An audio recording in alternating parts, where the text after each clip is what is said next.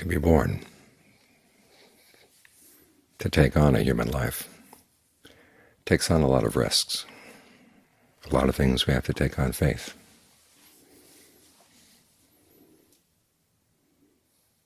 We don't know what the future brings, and life doesn't come with a handbook that explains things. We have to figure things out as we go along.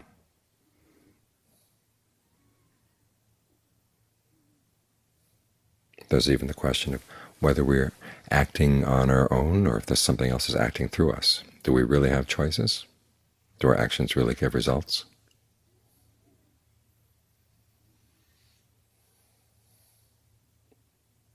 Is action illusory?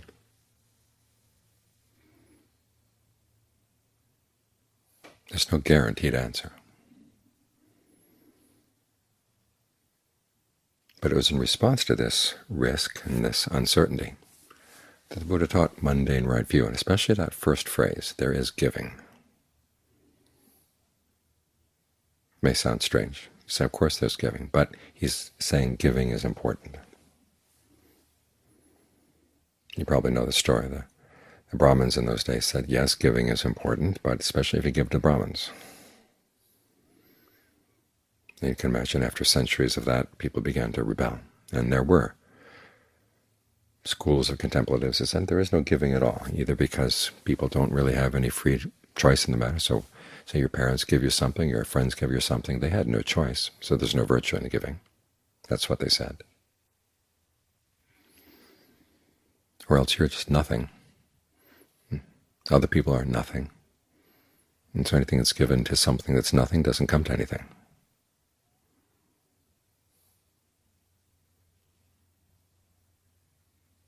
So to counteract these forms of wrong view, the Buddha started right view with the phrase, there is giving. The implication being that, one, you do have the choice to give, and two, there is real virtue in it. In fact, if you're going to gain anything in life at all, you first have to give.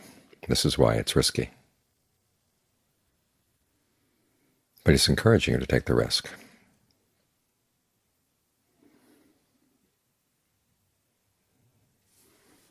And he says, if you take this particular risk, though, it's a safe bet. You're not placing your hope on anyone else who will or will not be able to carry through whatever they promise. You're placing your hope on the fact that your actions do have results and that you do have some control over them, and you can learn how to make them skillful.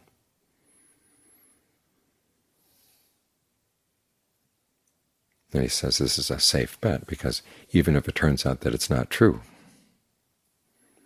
you can look at your life as something nobly lived. Because you know instinctively inside there are selfish tendencies inside and there are unselfish ones. There are noble ones and ones that are not noble. And so if you bet on the fact that your actions do have results, then you get the good results of the noble actions. And if it turns out that they don't give results, at least you know that you've acted on skillful intentions. Look at the Buddha himself. He put so much on the line. He gambled so much. He had wealth, he had power, he had all the sensual pleasures you can imagine back in those days. And he realized that kind of life didn't mean anything. As we say today, he who dies with the most toys, or she who dies with the most toys, still dies. And when you die, the toys don't mean anything.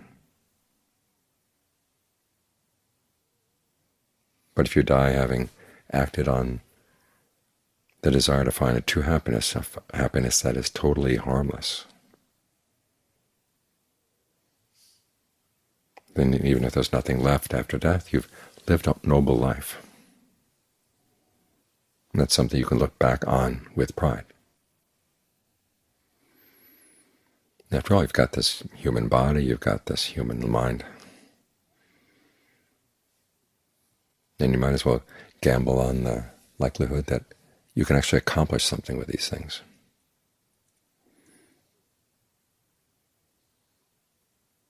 You can be virtuous. You can learn how to bring the mind under control. You can work on that discernment to find what kind of happiness really is harmless, what kind of happiness really is lasting. That's a good use of these things.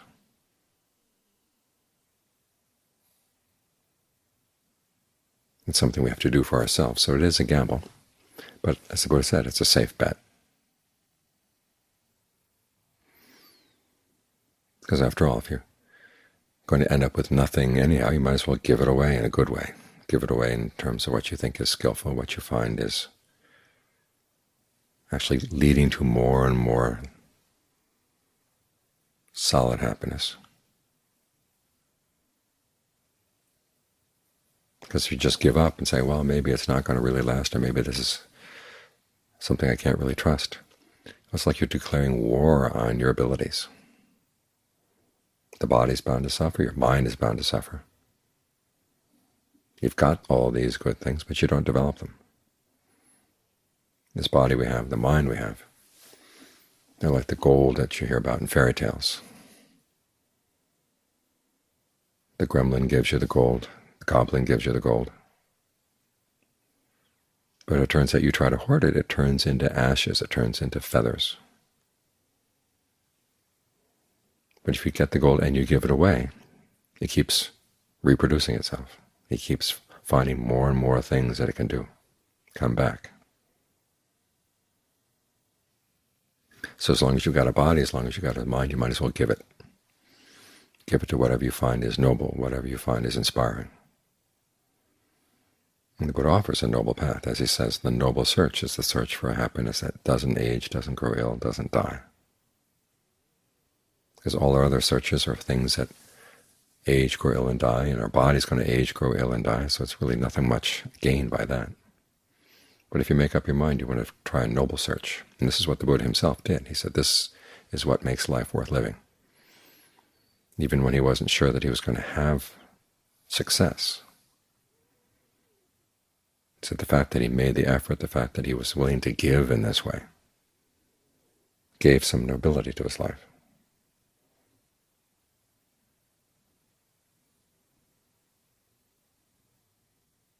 It gives meaning to the fact that you've got a body, the body can do things. You've got a mind, the mind can do things. So give them over to some things that are good to do.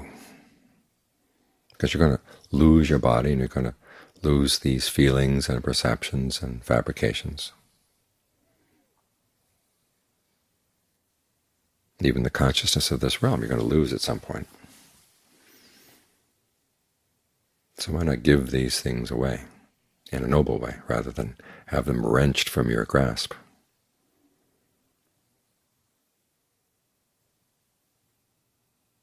Or have them wear out because you're not giving them, putting them to proper use.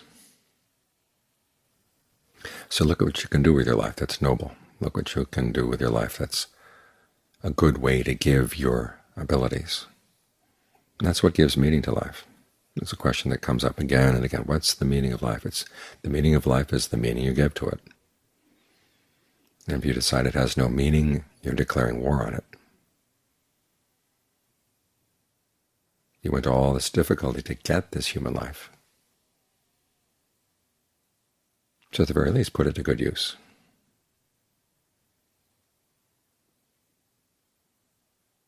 Give it to generosity, give it to virtue, give it to concentration and discernment.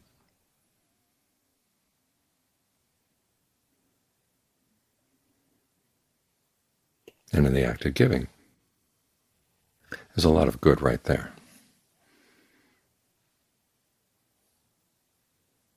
And we've got the Buddha's promise that it's not empty giving, that the results last for a long, long time, and they lead to higher and higher stages of the practice. Now we can decide whether we believe in him or not, but as he points out, it's not a question of believing in him. It's a good thing to believe. Because if you don't believe that there's any use or meaning to your life, then if it turns out there is a use to life, then you've wasted it. And if life doesn't come with a use or a meaning, well, you've given some use and you've given some meaning to it. So you win both ways. That's why the Buddha said it's a safe bet.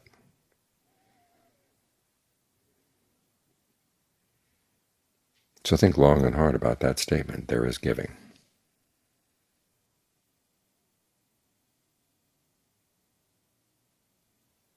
and see where it resonates inside you. The Buddha wouldn't teach people who wouldn't listen to that teaching. If you rejected the idea that there was giving, he wasn't interested. As many of the Thai Johns have said, that when you get to the end of the path and you look back at it, you see it's all the same thing, clear through. It starts with giving, and it ends with jago batinisago muti nalio, relinquishing your craving, giving your craving back, letting it go, giving some freedom to your craving. That's an interesting concept, that the craving gets released.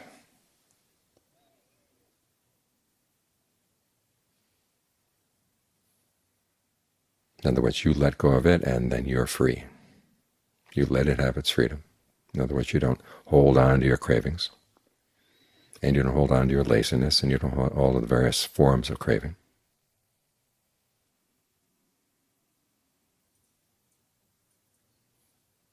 It's like the image of fire back in those days. They believed that fire burned because it was clinging to the fuel.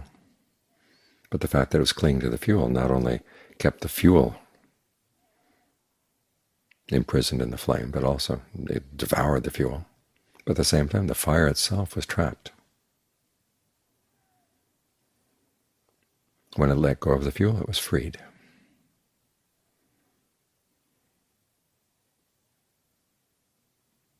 So try to find what there is inside yourself that needs to be freed. And that's the way you find freedom too.